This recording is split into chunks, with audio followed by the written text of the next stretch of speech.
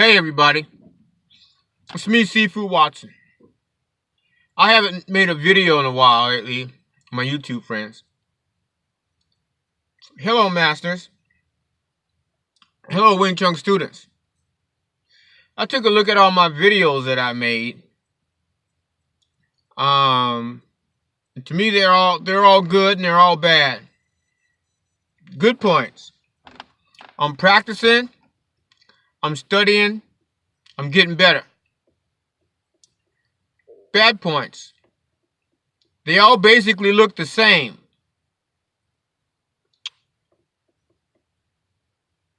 I must change that. Constant repetition of the same rudimentary pattern yields problems in your workout. Makes bad discipline, or makes for good discipline, good and negative discipline. It allows your opponent to figure you out quickly. No matter how fast you are in response, your opponent can figure you out quickly because you don't change your pattern. It's not your fighting pattern, it's your practice pattern, because you always will refer back to how you practice. Always. What did I do in practice? How did I move? How did I feel? What step did I take? When I practiced with Seafood, what did I do? When I practiced with Mary, what did I do? When I practiced with Jack and Mary and the other students, what did I do? What did I tell them to do?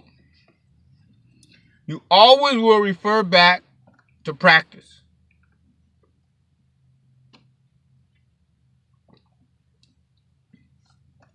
And in my opinion, that is something you need to leave at practice.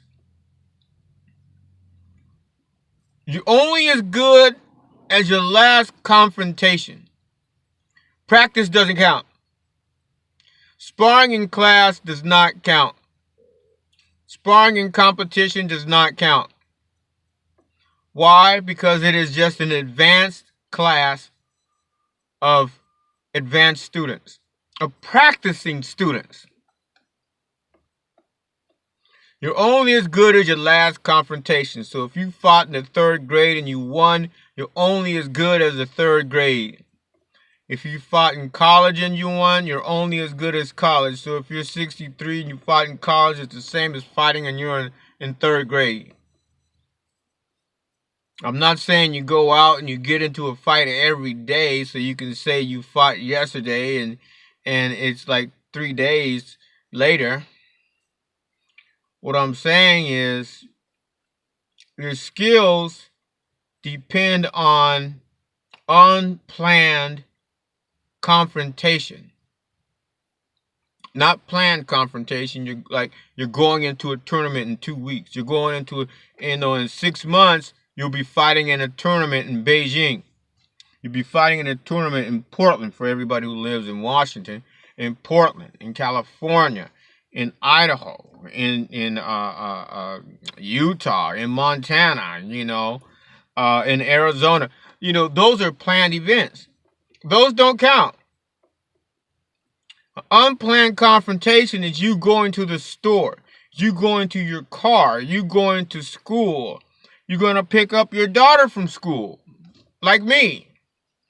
I didn't get into no confrontation, but there's a possibility you walking to your car from your apartment, from your house, from your dad's house, like from my dad's house. There's always a possibility of confrontation. Going to the grocery store, riding your bike, does not matter. Red light does not matter. When that type of thing happens and you cautiously allow yourself to get into that confrontation to practice your skill, you're wrong. Don't do that. You're inviting yourself to defeat, to lose. Don't invite yourself to fight. But in that situation to where it is unwarranted and you're trying to leave,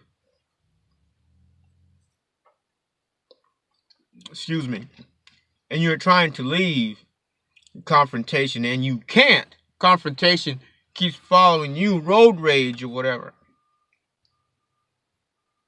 and you have to protect yourself or protect your family or protect your friends,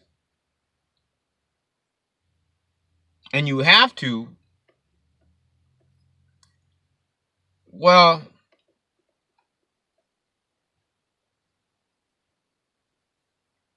then you have to.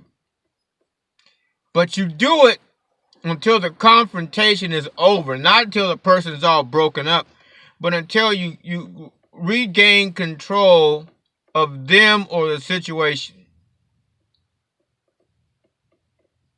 Weapons involved, get rid of the weapons, but keep eye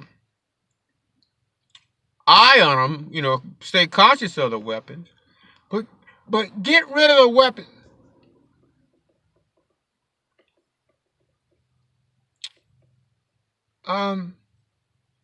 Get them to the ground. If it's an MMA player, he's going to try and get you to the ground. So learn how to fight that way.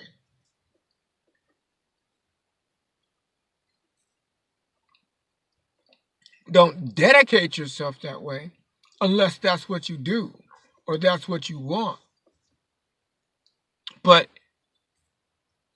don't practice constant repetition. Especially you Wing Chun and karate and taekwondo students, people like that. Don't practice constant repetition. Change it up. Wing Chun students, change it. Change it. Figure out a way to change it. Change the pattern on the Mukchang. Change it. Faster, slower. Don't just get up there and pop, pop, pop, pop, pop, pop, pop. Make all this, noise thinking you're going faster. Because you have to cover all areas of that Mukchang. You have to do the kicking and the punching and blocking and everything. You just can't stand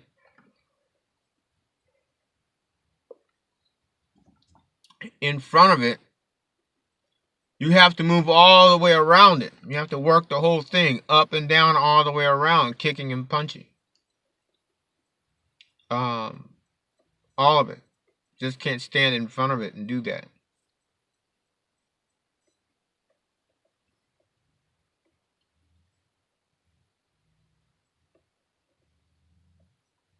So, Wing Chun students,